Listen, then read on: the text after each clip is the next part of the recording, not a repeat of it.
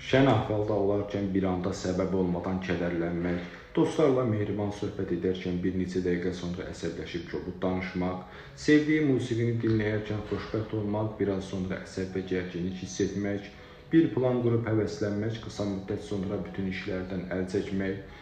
ətrafdakı kiçik bir sözə görə həddindən artıq sevinmək, az sonra çox incimək, evdə sakit oturarkən səbəbsiz həyəcan və qorxu hiss etmək, televizorda maraqlı proqram izləyərkən gülmək, bir neçə dəqiqə sonra səbəbsiz kədərlənmək, ağlamaq,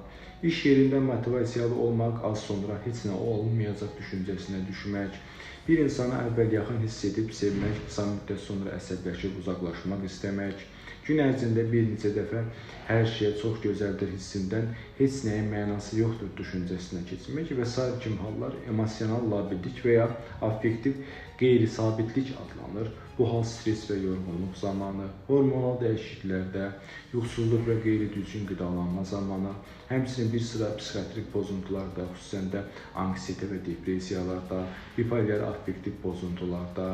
şəxsiyyət pozuntularında, xüsusən də emosional davamsız tip şəxsiyyət pozuntusunda, həmçinin bir sıra maddə istifadəsi və alkoqol qəbulu zamanı görülə bilər.